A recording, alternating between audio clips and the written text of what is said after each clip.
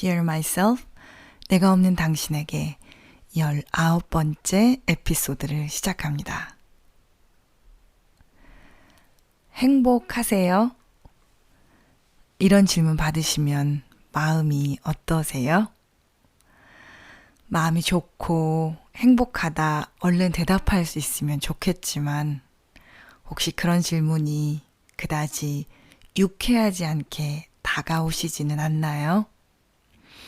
그 질문 자체는 부정적이지도 또는 긍정적이지도 않은 질문일 뿐인데 행복하냐는 질문이 혹시 나의 불행을 자꾸 들춰내는 것 같은 기분이 드시진 않으세요? 사실 그래요. 행복하냐고 그러면 머뭇거려지는데 나에게 드리운 불행한 마음들은 금방금방 생각이 나게 돼요.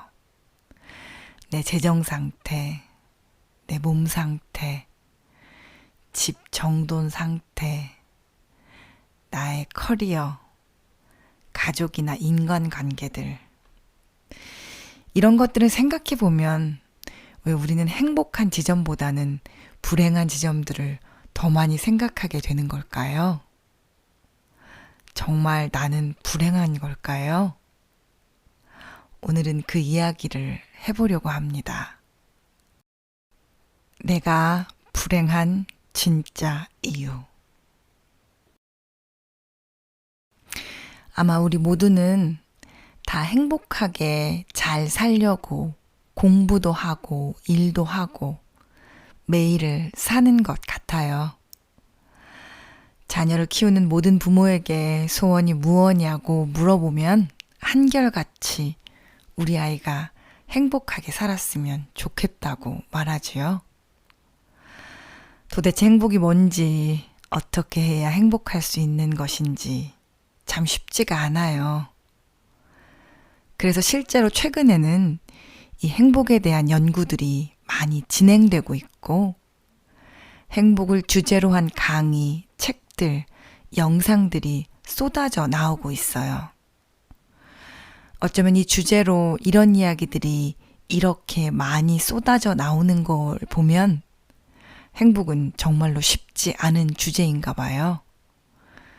그렇지 않고서야 이 주제가 이렇게 많이 다뤄질 이유가 없을 거예요.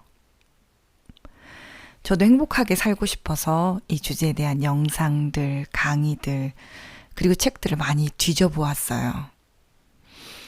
다들 각각 나름의 이유들을 가지고 행복의 조건들이나 행복에 이르는 방법들을 이야기하고 있는데 사실 모든 연구들이 다 같은 이야기를 하는 것은 아니었어요.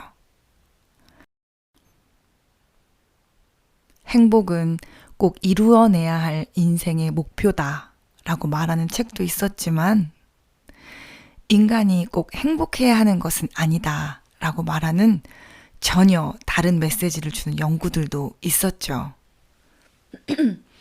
그런데 행복에 대해 이야기하는 적어도 제가 뒤져본 연구들, 책, 인터뷰, 강의, 영상들에는 한 가지 공통점이 있었는데 그것은 바로 행복이 주관적인 것이다 라는 점이었어요. 굉장히 객관적이고 과학적으로 접근하는 연구들조차도 한 개인의 행복을 당신은 행복하십니까? 라는 질문으로 시작하고 그 개인의 답에 따라서 정의하더라고요. 어떤 연구나 책이나 강의나 인터뷰도 이러이러한 조건 때문에 이 사람이 행복하다. 이런 조건이 행복의 객관적인 조건이다. 라고 말하지 않는 거예요. 그도 그럴 것이 어떤 똑같은 조건에서도 어떤 사람은 행복하다라고 말하고 어떤 사람은 불행하다고 말하기 때문에 어떤 것이 객관적으로 사람을 행복하게 한다고 말하기는 불가능하죠. 어떤 사람은 딸을 낳아서 너무 불행하다라고 말하고 어떤 사람은 딸을 낳아서 너무 행복하다 하고요. 어떤 사람은 연봉이 1억이라 너무 행복하다고 하지만 어떤 사람은 연봉 1억으로 어떻게 사냐고 불행하다고 합니다. 어떤 사람은 자신에게 닥친 천재지변의 사고 때문에 자신의 인생은 불행해졌다라고 말하고요. 어떤 사람은 그러한 사고가 없었고 자신이 이렇게 불구가 되지 않았더라면 이렇게 깊은 행복은 경험해보지 못했을 거라고 해요. 참 이러니 도대체 행복이란 무엇입니까? 그래서 이렇게 많이 행복에 대한 자료들을 뒤져보면서 나는 나의 행복에 대해서 어떻게 생각하나를 한참 들여다보게 됐어요. 여러분들은 어떠실지 몰라도 저는 막상 저의 행복에 대해서 이야기를 해보려고 하니까 내가 왜 안 행복한지, 내가 왜 불행한지를 자꾸 얘기하려는 저를 발견하게 됐죠. 제가 불행한 제일 큰 이유는 남보다 못한 내가 못마땅해서였었습니다. 왜 조금 더 유복한 집안에서 태어나지 않았었는지, 왜 우리 부모님은 감정적이고 정서적으로 나를 대해주지 않았었는지, 왜 나는 조금 더 날씬하고 조금 더 키가 큰 체형으로 태어나지 못했는지, 왜 나는 좋은 인류대학에 들어가지 못했는지, 조금 더 좋은 성적을 내지 못했었는지, 왜 나는 조금 더 안정된 직장을 가지지 못했는지, 시작하면 끝도 없는 불행의 이유들이 사실은 주변에서 그런 사람들을 보게 되고 그들과 비교해서였다는 사실들을 받아들일 수밖에 없게 됐죠. 그러니까 행복에 대해서 이야기하는 책들과 강연들에서 말하는 행복하려면 비교를 멈추어야 한다. 비교는 사람을 불행하게 만든다 라고 말하는 것들이 정말인 것 같았습니다. 그런데 누구는 비교하고 싶어서 하나요? 저도 비교하기 싫습니다. 저도 비교 안 하고 옆에서 무슨 일이 일어나든지 흔들리지 않고 행복한 사람이 되고 싶습니다. 이런 생각을 하면서 왜 나는 비교를 멈추지 못하는가라고 자책하며 이것이 내 불행의 원인이었구나 라고 생각하는 순간 비교하지 않고 멋있게 살아가는 누군가와 나를 또 비교하고 있다는 것을 발견하는 이 괴로움을 여러분은 아시나요? 하지만 저에게는 비교 때문에 내가 불행하구나 라는 사실을 받아들이는 것보다 더 도움이 되었던 것이 있었는데 그것은 바로 비교가 불행하게 만들지만 비교를 피할 수는 없구나. 비교는 어쩌면 나의 삶의 한 부분일 수밖에 없어 라는 것을 받아들이는 것이었습니다. 그러니까 비교는 나만 하는 것이 아니고 모두가 하는 것이고 모두의 고민이니까 비교를 없애려는 것보다 비교할 수밖에 없고 계속 나를 괴롭힐 것인데 어떻게 하는 것이 좋은가 라는 질문이 저에게는 훨씬 도움이 되는 질문이었었어요. 2021년 유엔 보고서에 국가별 행복지수 1위였던 나라를 기억하세요? 네, 부탄입니다. 그때 별로 부자이지도 않은 조그만 나라에서 어떻게 사람들이 그렇게 행복감을 느끼며 살 수 있는가에 대해서 세계가 놀라워했고 우리나라에서도 여러 TV 프로그램들이 이곳을 방문해서 다루기도 했었는데요. 놀랍게도 2023년 조사에 따르면 부탄의 행복지수는 97위로 추락했습니다. 그리고 그 이유를 소셜미디어와 스마트폰 보급이라고 말하는 평가가 지배적이라고 합니다. 막상 인터넷을 통해 세계의 여러 군데를 보게 되니 자신들의 상태와 비교하면서 더 이상 행복하지 않다고 느끼게 된 것이지요. 혹시 옆에 있는 누군가와 끊임없이 비교하면서 자신을 불행하게 만들고 계시다면 그만 비교하자라는 결심보다는 어쩌면 비교는 본능이고 본성이며 누구도 잘 피해갈 수 없는 일이라는 것을 먼저 받아들이면 어떨까 해요. 행복지수 1위였던 나라도 저렇게 무너질 일이라면 매우 특별하지 않고 초능력이 있지 않은 내가 비교하며 행복이 흔들리는 일을 당하는 것은 너무 당연한 일 아닐까요? 그런데 이 비교에 대해서 말이에요. 혹시 여러분이 내가 당신이시라면, 그래서 자기 소멸을 경험해 보셨다면 여러분의 무릎을 탁 칠 만한 이야기가 하나 있습니다. 제가 이렇게 인생에 처음으로 비교하는 나 자신을 나무라지 않고 비교는 모든 사람이 하는 본능과 같은 것이다 라는 것을 받아들이고 나니 상황이 조금 다르게 보이기 시작하더라고요. 그것은 바로 비교 자체에 문제가 있지 않고 내가 없는 당신들이 하는 비교가 내가 있는 당신들이 하는 비교와는 다소 차이가 있었다는 것이었습니다.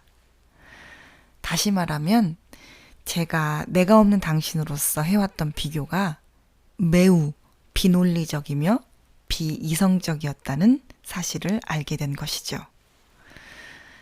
그것들의 이유는 굉장히 많은데 저에게 가장 큰 변화를 가져왔던 두 가지만 얘기하자면, 첫 번째로는 내가 스스로 소멸된 상태이기 때문에 비교를 할 때도 도마 위에 올려놓는 것은 나 자신보다 실제로 매우 폄하되고 단점들이 매우 과장된 상태의 나를 도마 위에 올려놓는다는 것을 발견하게 되었습니다. 박사학위까지 마친 저는 직업이 뭐냐는 질문에 프로페셔널 스튜던트라고 대답할 만큼 학교를 정말로 길게 다녔는데, 학교라는 울타리 안에서 모든 사람이 겪어야 하는 고통은 자신이 얼마나 모르는지를 매번 확인하고 그 부분의 학업을 수련하는 일일 것입니다. 그런데 그 자리에서 일어나는 비교는 주변에 늘 나보다 더 잘나고 똑똑한 사람들이 있기 때문에 괴롭습니다. 그러한 비교는 그 누구나 하는 것이고 심지어 1등도 비교를 하더라는 것을 나중에 배우기는 했지만, 어쨌든 그런 비교를 할 때 저는 와, 쟤는 좋겠다. 저렇게 똑똑해서. 나는 멍청한데, 나는 바보 같은데, 나는 한참 모자란데 라는 식으로 저를 평가해 왔습니다. 그런데 사실 진짜 제가 바보 멍충이었다면 그 과정에 합격도 못했겠죠.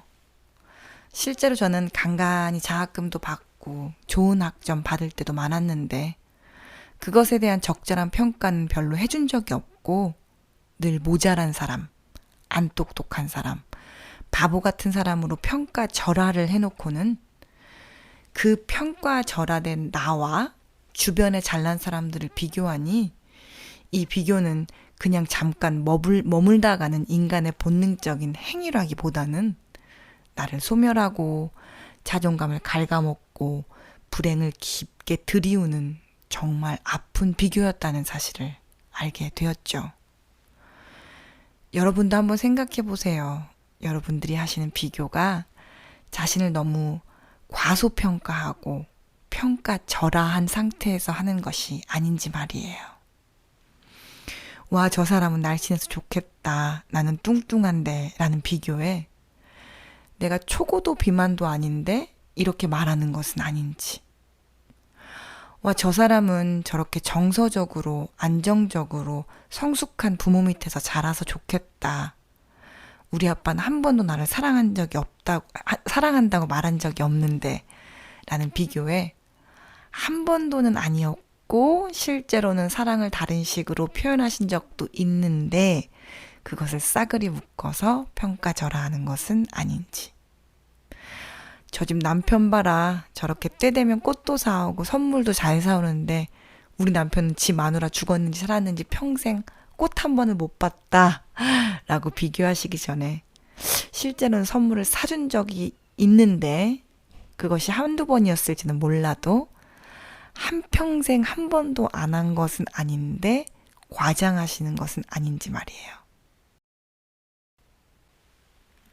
두 번째로 내가 없는 당신이었던 제가 스스로에게 했던 비교들은 이제 와서 돌아보니 정말로 너무나 터무니없는 경우들이 많았는데 그 이유는 그 비교가 세상에 없는 존재들과 했던 비교 때문이었어요. 무슨 말인가 하면 사실 저는 내가 없는 당신으로 너무너무 오래 살아왔기 때문에 언젠가 내가 있는 당신이 되면 내가 무엇을 원하고 내가 나를 더 이상 혐오하지 않게 되고 나를 받아주고 사랑하며 나를 존중해주는 자존감 있는 사람이 되면 모든 문제가 해결될 것이라는 이상적인 생각을 가지고 살았었나 보더라고요. 그래서 나에게 현재 일어나는 문제들이 내가 문제가 있기 때문에 생기는 일들이라고 저를 자책하면서 살아왔었어요. 그런데 여러 부분들이 치유되고 성장하면서 내가 있는 당신들도 성숙한 사람들도 자신을 사랑하고 자존감이 높은 사람들도 모두에게 인생은 어렵고 버거우며 모두들 문제들이 있고 모두들 실수하고 고통스러운 순간들을 마주하게 된다는 사실을 아주 한참 후에야 배우고 받아들일 수 있었어요. 그러고 나니까 내가 했던 비교들이 평가절하한 나와 존재하지 않는 완벽한 허구의 존재의 그 둘과의 비교였다는 것을 알게 되었죠. 제가 하는 상담실에서는 종종 이런 종류의 대화가 일어납니다. 상담받는 분들께서 자신이 실수한 것들이나 잘 못하는 것들을 얘기하면서 선생님처럼 잘해보고 싶어요. 이렇게 얘기하세요. 그런데 사실 제가 늘 잘하는 건 아니고 못할 때가 훨씬 많거든요. 그래서 저도 어렵고 저도 잘 못하고 실수 많이 합니다. 라고 말씀드리면 놀라시거나 잘 안 믿으세요. 왜냐하면 그분들은 평가절하한 본인의 모습과 완전히 이상화해서 완벽한, 그래서 실제로 제가 아닌 저를 만들어서 비교하고 계시니까요. 자기 소멸에서 걸어 나오면서 저에게 정말로 큰 힘이 되었던 것은 어떤 특별한 기술이나 약이나 강의나 이런 것들은 아니었고 그저 인간은 인간이고 누구나 실수하고 실패하며 누구에게나 인생은 어렵고 자신들의 숙제를 받아들이면서 사는 것이 인생이구나라는 것을 받아들이는 것이었습니다. 그러니 내가 저 사람처럼 되면 정말 좋겠다고 생각한 그 비교의 대상도 실제로 뚜껑을 열어보면 나름의 고통이 없을 수 없더라고요. 공부를 하나도 안 해서 늘 상위권을 유지하고 저에게 괴로움을 주었던 친구.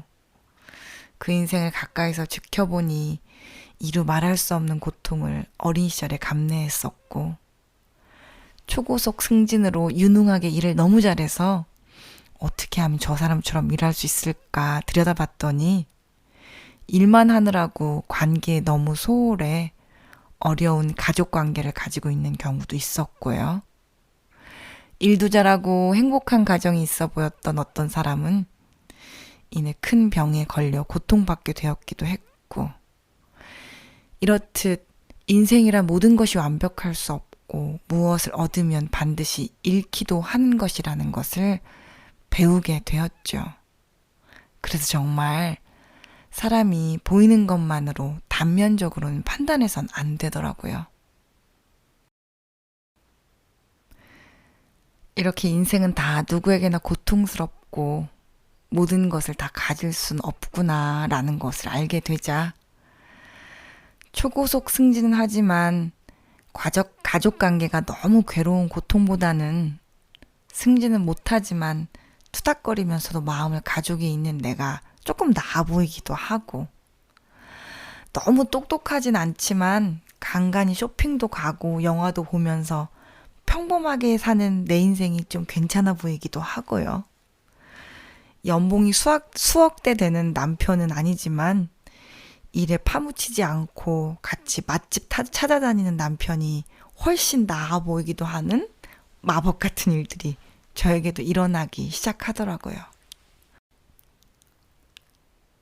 그리고 비밀인데, 그래서 내가 그렇게 바보 같아 보이지 않고, 내 남편이 그렇게 못나 보이지는 않고, 내 상황이 또 그렇게까지 최악이 아니라는 것을 받아들이기 시작했는데도, 그걸 시작만 했는데도요, 비교의 지옥에서 그렇게 살짝 벗어나기 시작만 했는데도, 불행감이 생각보다 많이 사라졌고, 혹은 불행한 마음이 왔다가 파도처럼 좀 얼른 지나가졌고, 불행감이 좀 줄어들자 사소한 일에 즐거워하는 마음이 자라나기 시작하더라고요. 그거 아세요? 행복은 그렇게 사소한 것들을 좋게 느낄 줄 아는 거, 누리는 거, 그걸 행복이라고 하대요. 그래서 말할 수 있어요. 저의 불행은 비교에서 왔긴 왔는데요. 비교는 피할 수 없고 오는 것이려니 하고 받아들이고 나니 저의 진짜 불행은 나를 사실보다 훨씬 더 폄하하는 데서, 그리고 있지도 않은 유니콘과 같은 존재, 있지도 않은 완벽한 존재를 만들어 놓고 전혀 이성적이지도 그리고 전혀 논리적이지도 않게 해왔던 비교에서 왔던 것이라고 이제는 말할 수 있습니다. 어렸을 때 브래드 피트 나온 영화를 보면서 미국 가면 금발에 저렇게 잘생긴 사람만 사는 줄 알았는데 미국 와보니까 전혀 아니던데요. 아마 부탄 사람들도 세상 행복하게 살았다가 한국 드라마 보면서 한국 모든 여자는 수지처럼 이쁘고 한국 모든 남자는 김수현처럼 달달하다고 생각하면서 자신들이 불행하다고 생각하는 것은 아닐까요? 부탄 사람들이 우리 보고 한국 살아서 너무 행복하겠다라고 말하면 아니라고, 사실은 한국의 많은 사람들은 부탄 사람들을 오히려 부러워해서 막 TV로도 방영하고 그랬다고 말해준다면 부탄 사람들이 믿었을까요? 잘 모르겠어요. 저에게 누군가 너는 괜찮은 사람이라고 했던 말들을 저는 한참 동안 못 믿었었거든요. 아마 부탄 사람들도 못 믿을 수도 있겠어요. 저도 믿기 어려웠지만 사실이었던 이야기가 많았는데, 그런 의미에서 여러분들도 안 믿으실 수도 있지만 사실인 이야기를 하면서 오늘 에피소드를 마칠까 해요. 여러분은 여러분이 생각하시는 것처럼 못나지는 않으셨어요. 여러분은 여러분이 생각하시는 것처럼 불행하지도 않으시고요. 또 여러분이 비교하는 그 사람은 여러분이 생각하는 것처럼 그렇게 되게 잘나지는 않았을 수도 있어요. 여러분이 비교하는 그 사람, 여러분이 생각하시는 것처럼 그렇게 행복하지는 않을 수도 있어요. 그리고 여러분은 또 다른 사람들에게는 워너비일 수 있어요. 그리고 여러분을 워너비로 생각하는 그 사람은 여러분이 완전 완벽하게 행복한 줄 알 거예요. 여러분에 대해 이렇게 생각할지도 모른다고요. 아우, 저 사람은 저 회사 다녀서, 저 사람은 저런 남편, 저런 아내 만나서, 또 저 사람은 저런 부모 만나서, 저 사람은 자식이 저렇게 잘나서 좋겠다, 행복하겠다 하고요. 그러면 아이고 속도 모르는 소리 하고 있네 하실 거지요? 그러니 우리 나를 너무 비하하는 비교는 그만해봐요. 비교를 해도 좋지만 공정하게 부탁합니다. 또 남을 너무 완벽하게 미화하면서 하는 비교도 그만해 보아요. 내 생각 속에 있는 완전히 못난 나도, 또 내 생각 속에 있는 완벽히 잘난 저 사람도 사실은 이 세상에 존재하지 않으니까요. 내가 진짜 불행했던 이유, 나의 불행의 진짜 이유가 세상에 존재하지 않는 허구들과의 비교였다니, 이건 너무 슬픈 일이에요. 한 주 동안 잘 지내세요. 여러분의 한 주가 있지도 않은 존재와의 비교로 불행하지 않은 한 주가 되기를 소망합니다. 이상으로 19번째 에피소드였습니다. 감사합니다.